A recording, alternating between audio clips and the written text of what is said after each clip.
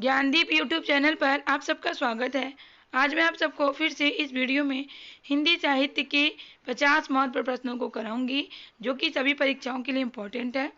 तो आप जिस किसी भी एग्जाम की तैयारी कर रहे हैं और आपने हिंदी विषय का चयन किया है, तो आपके लिए वीडियो बहुत इंपॉर्टेंट होने वाला है। वीडियो को लास्ट तक जरूर देखें और वीडियो पसंद आए तो वीडियो को लाइक शेयर सब्सक्राइब करना ना भूलें। मैंने इसी तरह हिंदी साहित्य पर बहुत सारे प्रैक्टिस सेट कराए हैं। अगर आप सारी वीडियो नहीं देख पाए हैं तो प्ले लिस्ट में जाकर देख सकते हैं। आज के इस वीडियो में हम फिर से हिंदी साहित्य के 50 महत्वपूर्ण प्रश्नों को करेंगे। तो चलिए देखते हैं क्वेश्चन क्या है। क्वेश्चन नंबर 1 है, देवनागरी लिपि को राष्ट्र लिपि के रूप में कब स्वीकार किया गया था? तो 14 सितंबर 1949 को देवनागरी लिपि को राष्ट्र लिपि के रूप में स्वीकार किया गया था। क्वेश्चन नंबर 2 है, जन्मेजय का नाग यज्ञ किसकी कृति है? जन्मेजय का नाग यज्ञ नाटक विधा की रचना है। और किसकी कृति है? जयशंकर प्रसाद की कृति है, जो कि छायावादी कवि हैं। छायावाद के प्रवर्तक का नाम क्या है? छायावाद के प्रवर्तक का नाम है जयशंकर प्रसाद। जयशंकर प्रसाद जो कि छायावादी कवि हैं और ये छायावाद के प्रवर्तक या जनक माने जाते हैं। क्वेश्चन नंबर 4 है, चीनी तिब्बती भाषा समूह की भाषाओं को बोलने वालों को कहा जाता है क्या? चीनी तिब्बती भाषा समूह की भाषाओं को बोलने वालों को निषाद कहा जाता है। क्या कहा जाता है? निषाद कहा जाता है। चिंतामणि की रचयिता किसने की? रचयिता कौन है? रचनाकार कौन है? रामचंद्र शुक्ल हैं। चांद का मुंह टेढ़ा क्या क्या है? काव्य है। और इसके रचनाकार कौन है? गजानन माधव। मुक्तिबोध, मुक्तिबोध का पूरा नाम एग्जाम में पूछ लिया जाता है। मुक्तिबोध का पूरा नाम है गजानन माधव मुक्तिबोध। चरणदास चोर नाट्य कृति है। चरणदास चोर क्या है? नाट्य कृति है। और नाट्यकार कौन है? हबीब तनवीर। क्वेश्चन नंबर 8 है, चंदन विष व्यापत नहीं लिपटे रथ भुजंग इस पंक्ति के रचयिता कौन है? चंदन विष व्यापत नहीं लिपटे रथ भुजंग इस पंक्ति के रचयिता है रहीमदास जी। चंद्रवरदाई किसके दरबारी कवि थे? तो चंद्रवरदाई आदिकाल के कवि हैं। और एक किसके दरबारी कवि थे? पृथ्वीराज चौहान के दरबारी कवि थे। और पृथ्वीराज रासो इनका महाकाव्य है। और पृथ्वीराज रासो को हिंदी का प्रथम महाकाव्य माना जाता है। और पृथ्वीराज रासो के क्या थे? दरबारी कवि थे। क्वेश्चन नंबर 10 है, घनिष्ठ की शुद्ध उत्तरावस्था क्या है? तो घनिष्ठर है। हिंदी का प्रथम एकांकी कौन सा है? तो हिंदी का प्रथम एकांकी एक घूट है, जो कि जयशंकर प्रसाद की रचना है। तो प्रथम हिंदी में प्रथम से एग्जाम में क्वेश्चन पूछे जाते हैं। हिंदी की प्रथम रचना, हिंदी की प्रथम कहानी, हिंदी की प्रथम उपन्यास। तो हिंदी से प्रथम में मैंने वीडियो में बनाया है, आप देख सकते हैं, लिंक मैंने दे दिया है। क्वेश्चन नंबर 12 है, हिंदी के किस समाचार पत्र में खड़ी बोली को मध्य देशी भाषा कहा गया है? तो ऐसी कौन सी समाचार पत्रिका है जिसमें खड़ी बोली को मध्य देशी भाषा कहा गया है? तो बनारस अखबार जो पत्रिका है, इसी पत्रिका में खड़ी बोली को मध्य देशी भाषा कहा गया है। क्वेश्चन नंबर 13 है, हिंदी के प्रथम कवि कौन है? देखिए यहाँ पे पूछ लिया गया है हिंदी के प्रथम कवि कौन है। तो हिंदी के प्रथम कवि है सिद्ध सराफा, जो कि जिन्हें राहुल सांकृत्यायन ने हिंदी का प्रथम कवि माना है और यही सर्वमान्य मत है। क्वेश्चन नंबर 14 है, हिंदी के प्रथम गद्यकार कौन है? तो हिंदी के प्रथम गद्यकार हैं लल्लूलाल। लल्लूलाल हिंदी के प्रथम गद्यकार माने जाते हैं। तो हिंदी में प्रथम से एग्जाम में क्वेश्चन पूछे जाते हैं। हिंदी के सर्वप्रथम गीत लेखक कौन है? हिंदी में सर्वप्रथम गीत लेखन किसने किया था? तो विद्यापति ने किया था, जो कि आदिकाल के कवि हैं। इन्हें मैथिल कोकिल कहा जाता है। क्वेश्चन नंबर 16 है, हिंदी के सर्वप्रथम दैनिक समाचार पत्र कौन सा है? हिंदी का दैनिक समाचार पत्र कौन सा है? सुधा वर्षण है। क्वेश्चन नंबर 17 है, अतीत के चलचित्र रचयिता कौन है? महादेवी वर्मा है। महादेवी वर्मा जो है ये भी छायावाद की कवित्री हैं और ये अतीत की चलचित्र के क्या है? रचयिता है। क्वेश्चन नंबर 18 है, अमीर खुसरो किसके विकास में अग्रणी भूमिका निभाई है? अमीर खुसरो ने। तो अमीर खुसरो आदिकाल के कवि हैं और ये पहेलियों मुकरियों के लिए जाने जाते हैं और इन्हें तूतीय हिंद या हिंद का तोता कहा जाता है। क्वेश्चन इस तरह से पूछे जाते हैं एग्जाम में। तो किसके विकास में अग्रणी भूमिका निभाई है? तो खड़ी बोली के विकास में अग्रणी भूमिका निभाई है। क्वेश्चन नंबर 19 है, अमीर खुसरो ने जिन मुकुरियों, पहेलियों और दो सुखनों की रचना की है, उसकी मुख्य भाषा क्या है? तो पहेलियों, मुकुरियों, दो सुखनों की जो रचना की है उसकी भाषा है खड़ी बोली है। क्वेश्चन नंबर 20 है, अवधी भाषा के सर्वाधिक लोकप्रिय महाकाव्य का नाम क्या है? रामचरितमानस, जो कि अवधी भाषा में लिखा गया महाकाव्य है। और इसके रचनाकार कौन है? तुलसीदास जी हैं। रामचरितमानस में कितने कांड है? तो रामचरितमानस में 7 कांड हैं। 7 कांडों का क्रम क्या है? तो लंका बाल कांड, अयोध्या कांड, अरण्य कांड, किष्किंधा कांड, सुंदर कांड, लंका कांड और उत्तर कांड। तो इस तरह से क्रम एग्जाम में पूछ ले जाते हैं कि कौन सा क्रम सही है। क्वेश्चन नंबर 21 है अशोक के फूल क्या है? निबंध संग्रह है और रचनाकार कौन है? हजारी प्रसाद द्विवेदी है। क्वेश्चन नंबर 24 है आँख की किरकिरी होना। आँख की किरकिरी होना मुहावरा है और इसका अर्थ क्या है? अप्रिय लगना। आँख की किरकिरी होना मुहावरे का अर्थ है कि अप्रिय लगना, मतलब पसंद न आना। क्वेश्चन नंबर 25 है आंचलिक रचनाएं किससे संबंधित होती हैं? तो आंचलिक रचनाएं जो हैं क्षेत्र विशेष से संबंधित होती हैं, अंचल विशेष से संबंधित होती हैं। आंचलिक उपन्यासकार कौन है? फणीश्वरनाथ रेणु। फणीश्वरनाथ रेणु की आंचलिक रचनाएं कौन सी हैं? मैला आंचल इनकी आंचलिक उपन्यास है। किसकी? फणीश्वरनाथ रेणु की। क्वेश्चन नंबर 26 है आचार्य रामचंद्र शुक्ल ने त्रिवेणी में किन 3 महाकवियों की समीक्षा की है?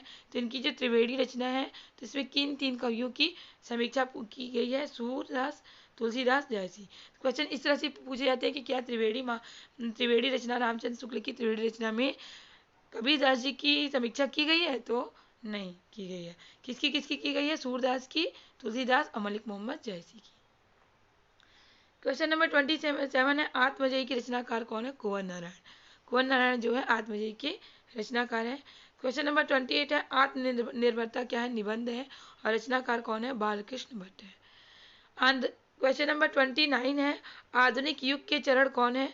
आधुनिक युग के चरण है रामधारी सिंह दिनकर, जिन्हें कि द्वितीय राष्ट्र कवि कहा जाता है। क्वेश्चन नंबर 30 है आंध्र प्रदेश की राजकीय भाषा कौन सी है? आंध्र प्रदेश की राजकीय भाषा है तेलुगु। तेलुगु आंध्र प्रदेश की राजकीय भाषा है।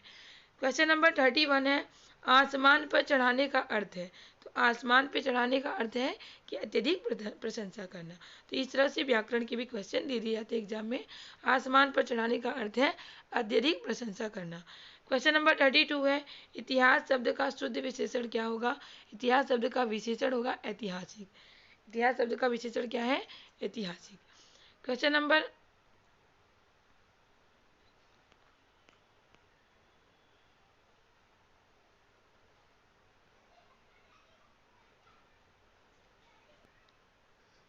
क्वेश्चन नंबर 33 है ईदगाह कहानी। ईदगाह क्या है? कहानी है। इसके रचनाकार कौन है? प्रेमचंद। मुंशी प्रेमचंद ईदगाह कहानी के क्या है? रचनाकार है। क्वेश्चन नंबर 34 है वापसी किस विधा की वापसी किस विधा में रची गई है? तो विधा भी पूछ लेती है और रचनाकार भी पूछ ले जाते हैं। तो वापसी क्या है? कहानी विधा में लिखी गई रचना है। क्वेश्चन नंबर 35 है विक्रम संवत का शुभारंभ कब हुआ था? तो 57 ईस्वी में हुआ था। 57 ईस्वी में हुआ था। क्वेश्चन नंबर 36 है विद्यापति की पदावली की भाषा क्या है? तो विद्यापति ने की पदावली की भाषा है मैथिली, इसलिए इनकी अधिकांश रचनाएं मैथिली भाषा में, इसलिए इन्हें मैथिल कोकिल कहा जाता है। वीरगाथा काल के सर्वश्रेष्ठ कवि कौन से माने जाते हैं? तो वीरगाथा काल आदिकाल को ही वीरगाथा काल नाम दिया गया है। तो इस काल के सर्वश्रेष्ठ कवि हैं चंद्रवरदाई और इनका प्रसिद्ध महाकाव्य जिसे हिंदी का प्रथम महाकाव्य माना जाता है क्या है? पृथ्वीराज आसो है। क्वेश्चन नंबर 38 है वीरों का कैसा हो बसंत क्या है? कविता है। इसके रचयिता कौन है? सुभद्रा कुमारी चौहान है। क्वेश्चन नंबर 39 है शिव शंभू के चिट्ठे। शिव शंभू के चिट्ठे से संबंधित रचनाकार कौन है? तो बाल मुकुंद गुप्त हैं। क्वेश्चन नंबर 40 है शिवा बामनी। शिवा बामनी के रचनाकार कौन है? भूषण। भूषण जो है शिवा बामनी के क्या है? रचनाकार हैं। क्वेश्चन नंबर 41 है व्यवस्था प्रियता और विद्रोह का विलक्षण संयोग किस प्रयोगवादी कवि में सबसे अधिक मिलता है? व्यवस्था प्रियता और विद्रोह का विलक्षण संयोग किस प्रयोगवादी कवि में सबसे अधिक मिलता है? तो अज्ञेय जी के कवि में सबसे अधिक प्रयोग मिलता है। क्वेश्चन नंबर 42 है शेष कादम्बरी की रचयिता कौन है? अलका सरावगी। क्वेश्चन नंबर 43 है श्रद्धा किस कृति की नायिका है? तो श्रद्धा कामायनी की नायिका है, जो कि महाकाव्य है, जयशंकर प्रसाद जी के द्वारा लिखा गया महाकाव्य है। कामायनी से एग्जाम में क्वेश्चन ज़्यादातर पूछे जाते हैं। कामायनी क्या है? महाकाव्य है। रचनाकार कौन है? जयशंकर प्रसाद है। कामायनी में कितने सर्ग हैं? 15 सर्ग हैं। तो कामायनी पे मैंने डिटेल वीडियो बनाया है, आप अगर आप वीडियो नहीं देख पाए तो लिंक मैंने दे दिया, आप देख सकते हैं। क्वेश्चन नंबर 44 है संविधान की 8वीं अनुसूची के अनुसार कितनी भाषाओं को राजभाषा के रूप में संवैधानिक मान्यता प्राप्त है? तो 22 भाषाओं को भाषाओं के रूप में संवैधानिक मान्यता प्राप्त है। कितनी भाषाओं को राजभाषा के रूप में संवैधानिक मान्यता प्राप्त है? तो 22 भाषाओं को राजभाषा के रूप में संवैधानिक मान्यता प्राप्त है। क्वेश्चन नंबर 45 है, संविधान की 8वीं अनुसूची में शामिल की गई 4 नई भाषाएं कौन सी है? तो 8वीं अनुसूची में 4 भाषाएं शामिल की गई हैं। वो चारों भाषाएं कौन सी है? संथाली है, मैथिली है, बोडो है और डोगरी है। ये चारों भाषाएं 8वीं अनुसूची में शामिल की गई थी। क्वेश्चन नंबर 46 है, संसद से सड़क तक काव्य है और रचनाकार कौन है? धूमिल है, सुदामा पांडे धूमिल संसद से सड़क तक काव्य के क्या है? रचनाकार है। क्वेश्चन नंबर 47 है, संस्कृत से सर्वाधिक प्रभावित द्रविड़ भाषा कौन सी है? तो संस्कृत से सर्वाधिक प्रभावित द्रविड़ भाषा है तेलुगु है। क्वेश्चन नंबर 49 है, संस्कृति के 4 अध्याय, यहाँ पे 4 कर लीजिएगा। संस्कृति के 4 अध्याय के रचनाकार कौन है? रामधारी सिंह दिनकर है। क्वेश्चन नंबर 50 है, लास्ट क्वेश्चन, सखी वे मुझसे कहकर जाते इस पंक्ति की रचयिता कौन है? मैथिली शरण गुप्त है। सखी मुझसे कहकर जाते पंक्ति की रचयिता कौन है? मैथिली शरण गुप्त है।